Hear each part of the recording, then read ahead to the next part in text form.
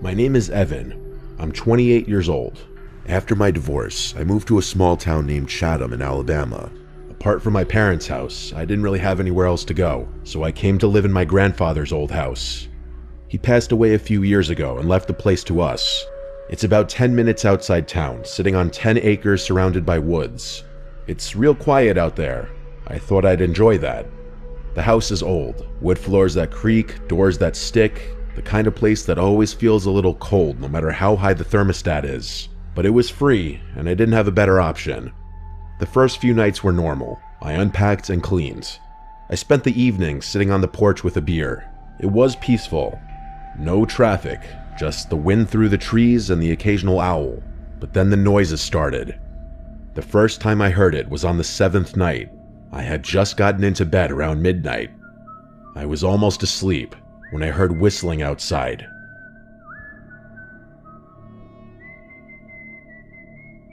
It wasn't a song I recognized, just a slow, broken tune, off-key. It sounded like someone walking through the woods behind the house, whistling as they went. It creeped me out, but I figured it was some hunter or drunk neighbor. The next night, it happened again. Same time, same tune, but this time it sounded closer. I got out of bed and turned on the porch light, but I didn't see anyone. I went outside with the flashlight and checked around the yard. Nothing. No tracks, no sounds of someone running off, just the whistling, fading deeper into the woods. I tried to ignore it. For a couple of nights, I just stayed in bed and tried to sleep through it, but every time, the whistling would start around 1:17 a.m. I know that sounds like a random number, but I swear it was always around 1:15 or 1:19, somewhere there. It was like clockwork. I started thinking maybe someone was messing with me on purpose, someone who knew I was out there alone. I called the sheriff's office a few days later. An old deputy, who I'll call Deputy H, came out. He'd been in the job a long time. When I told him what was happening, he got real quiet. He said word for word, "Your granddaddy used to call us about the same thing. Said someone was whistling around the property late at night, always in the spring. We never found anything. I figured he was just getting old, but now you're hearing it too." That shook me. I had no idea my grandfather dealt with this. Deputy H told me to keep the doors locked and stay inside after dark. I started doing that. Not like I wasn't already. I double-checked every window. One night I even put chairs under the doorknobs, but the whistling kept coming. Closer every night. One night I heard it behind the shed. It was louder than usual, like the person was standing right outside. I grabbed my flashlight and looked through the blinds. I didn't see anyone, but I didn't dare go outside. The next night, I heard it from the front porch, right by the door. 3 long whistles, then silence. The night after that, it came from under the floorboards, I swear to God. It was like someone was in the crawl space, whistling up through the vents. I didn't sleep at all that night. I started digging through the attic the next day, trying to find anything my grandfather left behind. I found a box of his journals. He wrote about the whistling. He said it happened every spring for over 10 years. He didn't know who it was, but he thought it was someone watching the house. He said he used to sit up with a rifle by the front door just in case. He said it only ever happened when he lived alone, after my grandmother died. I called Deputy H again. He came by and read the journal, and he looked nervous. He told me to be careful. He said don't open the door if you don't know who it is. That night, I stayed up. I sat on the couch with a shotgun across my lap, a shotgun I barely knew how to load. I waited. At 1:17 a.m., the whistling started again, but this time, it didn't come from outside. It came from the hallway, inside the house. I froze. The hallway light was off. I could hear the whistling moving closer, step by step. I stood up, aimed the shotgun, and shouted, "Who's there?" The whistling stopped. I flipped the hallway light on. Nothing was there. No one. I didn't sleep again after that. It was 2 nights since then, and I hadn't heard it again. I was getting sick. I didn't know who this person was. I didn't know why they picked me or my grandfather, but it was real, and I knew it was. I don't believe in hallucinations to that degree, nor do I believe in anything paranormal. This was a real person. After that night, things went quiet for 2 days. No sounds, no movement, no sign of anything. I thought maybe it was finally over. On the 3rd night, I went to bed just after midnight. I didn't stay up this time. I left the hallway light on just in case. At exactly 1:17 a.m., I woke up to a new sound. Not whistling, knocking. Slow, paced-out knocks. 3 of them. They were coming from inside the house, from the back door. Then silence. I didn't move. I stayed in bed, listening. A minute later, I heard a new sound. A creak from the floorboard in the hallway. Then another. Someone was walking. The hallway light went out. I grabbed my shotgun, heart pounding, and stepped out of the bedroom. The hallway was dark, but at the end of it, I saw something. A person, wearing black clothes, pale face. They were standing perfectly still, just watching me. I raised the shotgun, but my hands were shaking. I tried to speak, but my mouth was dry.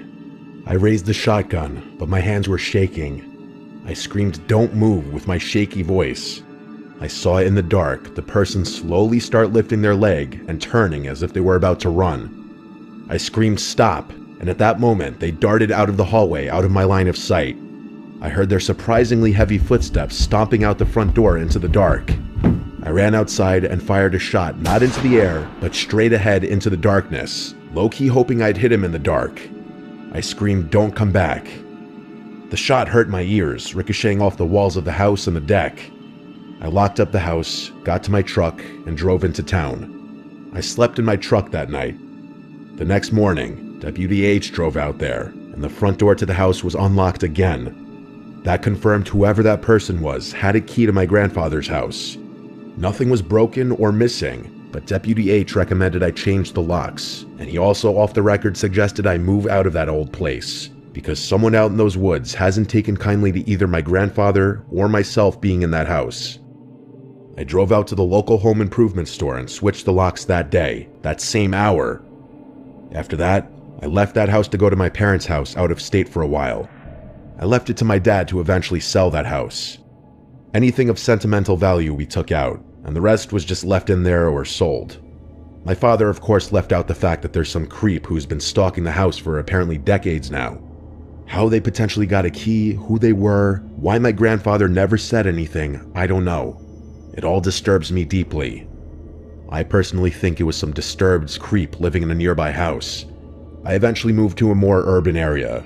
This experience left me honestly too unsettled to live in a remote location.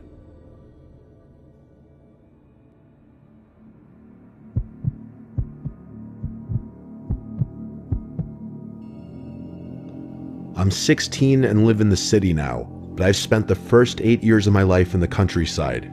For some people, it might seem weird, as I was allowed from a very young age to walk around the small village without being supervised by my parents. The area itself wasn't very big, and the entire population was about 90 people maximum. Basically, everyone knew everyone, to the point that me and my friends remembered the car numbers and whom they belonged to. It was a hot summer day. My friend and I, who I'll call Julian, were dead thirsty for some Coca-Cola. Back then, soda was very cheap at those little supermarkets, and we really needed a couple of pennies to get the right amount of money to buy 2 cans. Luckily, an old woman called us from her house. She explained that she was going to make some mint tea for everyone since her birthday was coming up. The issue was, she ran out of mint plants, so she told us that if we'd fill 2 plastic bags with mint leaves, she would buy us as much soda as we wanted. Julian and I thought it was a great idea, since I didn't want to ask my parents for any money. Soon later that day, we started digging. The sun was literally frying our foreheads, and our clothes were soaked in sweat. We searched for mints, but despite our efforts, we barely filled half of the first plastic bag. Both of us were very mad, since we knew there was no way we would actually manage to gather enough leaves before the sun went down. Still, we kept walking and looking around, hoping that some miracle would happen and we would find a field full of plants. Suddenly, two tall guys approached us, completely out of nowhere, and when I say tall, they were probably like 5'7", yet they seemed like giants to our 7-year-old selves. And what surprised me the most was that they were both covered in black clothes, with large hoodies and tight pants. None of them looked older than 17, despite being very hard to make out their facial features. They talked to us in a very friendly, childish voice, their words carefully chosen to not raise any suspicion. "Are you kids both alone?" Julian looked at me. He seemed a little worried and made a hand gesture that signed to leave. Unfortunately, body language was never my cup of tea, so I didn't understand what he wanted us to do. I shifted my attention back to the two guys and spoke in a rather cheerful voice saying, "Yeah, we're actually looking for some mint plants," and then asked where we could find a bunch of those. We've been looking for so long and we're really tired. Now, I'm not really sure, but I have a short flashback of one of the two guys smirking when they heard what we were looking for. One of them crouched next to me and patted my head. Julian quickly came close to me, pulling me back by the arm a little when he saw the guy touching me. His expression was serious, almost a little panicked, and he asked, "Who are your parents?" You see, from where I come from, that question requested the answer to be by last name, since there were so few people, not many new generations were born. So asking who your parents were was a common way to identify the entire bloodline of the person. Julian was born in the countryside, so he knew the people much better than me. I assume he was scared because he didn't recognize the two guys, and the fact that they were talking to two small kids without anyone around and even patting my head instantly sent a red flag to him. Just as he feared, they avoided the question, looking like I was their main interest. "Actually, I've seen a big field of mints. You see that hill over there? That's where we come from. If you want, we could lead you to the field and help you fill those bags, or even more." Of course, we knew that hill. Julian and I and the other kids would play hide and seek in its forest at night, and it was such fun I can't even describe it. But still, not once have I ever seen any sort of mint field. After all, the only things that grew there were corn, grapes, and some watermelons. Again, I was a very idiotic kid, and all of those red flags meant nothing serious to me. I nodded eagerly, pulling Julian by the arm to come with me. The guys seemed satisfied, and began to lead the way. We were walking further and further away from the village, and I could feel my friend's hand tremble in mine. At that point, I felt a sudden shiver down my spine, as the village was now completely nowhere to be seen. The forest was right in front of us, and I could see that there was no trace of any field of mint. I tried asking the guys where we were going, but they gave very vague answers like, "You'll see," or "Just be patient." I began to sweat as well, and slowed my steps a little. Panic was rushing through my veins, and I quickly realized something bad was going to happen. But for some reason, I couldn't stop walking. I knew for sure that if either of us tried to step back, something really, really bad would happen. Then, very discreetly, Julian came close to my ear, and I still get chills remembering this so vividly. He whispered as silently as he could, "There's something wrong with these two. Run." That was the last thing I heard when Julian began sprinting downhill like crazy, his hand not breaking contact with mine for a single second. I was running as if my life depended on it, and it probably did, actually. I could hear the two guys curse, and eventually they started chasing us from behind. I started crying loudly with fear, not stopping in my tracks. I'm sure I wasn't even breathing, and I can't understand how in the world I ran for almost 2 kilometers back into the village without a break or a breath. The woman who asked us to look for the mint saw us both, full of tears and sweat. Our faces were pale, as if all the blood left our bodies in that very moment. At some point as we got closer to the village, those guys must have stopped following us. She calmly took us inside and gave us some chocolate to feel better. She asked what had happened, and Julian was the one to tell her since my mouth was completely paralyzed. As soon as he finished, the woman gave us a worried look and scolded us for being so stupid. Well, scolded Julian, as he lied, saying I didn't want to follow them and he insisted on trusting the guys. After that incident, he wasn't allowed to come outside and play for a month, while I needed lots of time to recover from the small trauma.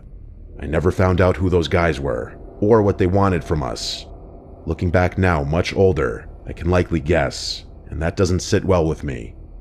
While we were running, There was a huge chance I could have tripped and fell, since running downhill at that speed was very risky.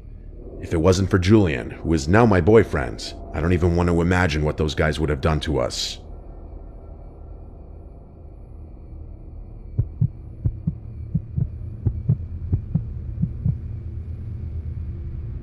My parents used to work a lot when I was little. They both had to work 2 jobs because they needed extra support for me and my older brother Cameron. Their jobs kept us on our feet, but still required them to be gone most of the time, so they hired a babysitter for us on some website. It was a young white girl, maybe early 20s, named Michelle. For about 4 to 5 months, Michelle came over every weekday to babysit us. Me being 7 and Cam being 8, we both loved having Michelle around. She was young, polite, and very energetic, which meant we could have a lot of fun playing with her versus some old lady that's always tired and in a bad mood. Cam and I did online classes because school would be too hard for my parents to keep up with. Michelle also helped with that a lot. When summertime came around, my parents told Michelle she should go relax for a bit. You know, they wanted her to have a nice summer vacation, especially after all she'd done for us. But that also meant that we didn't have a babysitter for the summer. My parents didn't want to go through the process of finding a trustworthy babysitter, so they decided to just take Cam and I to our grandparents' house. They lived in Texas in the countryside, which is a little far from our house in Oklahoma, but it would be worth a drive given we'd be there all summer. The weekend came around, and on Saturday, we started our drive. The ride was beautiful, but obviously to little me, it was the most boring, nauseous experience ever. We finally made it to their house after what felt like forever. It was a medium-sized cabin-looking house in the middle of a big open field and woods around the back. A little off to the side was kind of a barn-style building with an area for animals such as cows, goats, chickens, and other cool stuff. We all said our hellos, and right away, my grandpa wanted to take Cam and I on a little tour around the place. My parents stayed inside talking to my grandma as she cooked dinner for us. The night was amazing. We got to catch up with Grandma and Grandpa, and we played a little bit with their dog Cora. When it was time for bed, my brother and I shared a room with a bunk bed and a TV. The room next door was another bedroom where my parents slept. My mom and dad fell asleep very fast because they were tired from the drive, and they had to be home the next day for work on Monday. Cam and I stayed up a little bit longer watching some cartoons on TV. After a bit, we finally went to sleep with the TV on. Around 2 a.m., I was woken up by the sound of footsteps outside my window. Heavy footsteps. I couldn't see what was out there because the window had blinds over them. The footsteps didn't wake up Cam because the TV was still playing, but I could still hear them. I then heard a weird noise coming from the window, and after 2 seconds, I heard a grunt. Someone was trying to open it. I went to my parents' room to wake them up and tell them. They didn't really believe me and thought it was my imagination, of course, but when they went to check, nothing was there. So they just brushed it off as an animal sound. We were in the middle of nowhere after all. And maybe my kid brain really did think it was something it wasn't. I fell back asleep after 5 minutes of just laying there. In the morning, I woke up to the delicious smell of my grandma cooking breakfast as my parents were packing to go home. We all ate together, then my parents were off. Once they left, my grandpa took Cam and I to go feed the animals while taking Cora on a walk. I wanted to have Cora's leash, so my grandpa handed it to me, saying to hold on tight. As we were walking along the trail, I found myself having to pull Cora a little bit every 5 seconds. When I finally looked to see why she wasn't walking, I saw her staring at something. She was staring in the woods. I was a little scared to look in the direction, but when I did, I saw a black figure standing there staring at us. Even though it was all black, I could tell he was looking at us. He was half behind a tree with his hands on the wood, as if he were trying to peek over, but with his whole body. I turned to my grandpa to tell him, but him and Cam were already like 15 feet ahead of me. I ran to catch up with them while having to pull Cora a little bit, but once I told my grandpa about the man in the woods, the man vanished. It was like he was never even there. I thought I would have been able to see him if he ran off, but where could he have gone? My grandpa heard about what happened the night before, so me telling him something like that couldn't be me playing tricks on them. I could tell in his face that he was concerned, but he just told me that it was okay and that it was probably a deer in the distance, and that when I ran, I scared it off. After we fed the animals, we went back to their house. We enjoyed the rest of the day watching movies and playing outside in the sprinklers. That night, my grandma made the best dinner too. There was a lot of food, so after eating, I was really tired. I took a quick 10-minute bath and headed right to mine and my brother's room. Again, we watched cartoons for a bit and fell asleep. Around 1 a.m., I was woken up by the sound of humming outside the window. It was humming to the theme song of Cyber Chase, the show that was playing. Cam, being the heavy sleeper he was, didn't wake up to it. And as I said earlier, the blinds were over the window, so I couldn't see what it was. But I knew for sure at this point it had to be a person. At first, I thought it was my grandpa outside smoking, and for some reason he started humming the intro because he heard it through the window. Of course, that was a dumb explanation, but me being the kid I was, I yelled out, "Grandpa?" The humming stopped. After 30 seconds of no sound, I then heard, "Hey, it's Grandpa. Come out here, kid. I want to show you something cool." I then proceeded to put on my shoes and went outside. There were no lights, but I remember how beautiful the night sky looked. I finally got to my window where I saw my grandpa standing. He reached out his hand for me to grab it. I took his hand, and he started leading me towards the barn. I tried talking to him, asking where we were going, but no answer. I started to rethink what was happening. Why would my grandpa be outside at 1 a.m. showing me something cool? Why was he wearing a sweater with the hood up? Then I looked at my grandpa's hand and really paid attention to it, only to realize it wasn't my grandpa's hand. It was the hand of someone much younger. I tried to pull my hand away, but his grip only got stronger.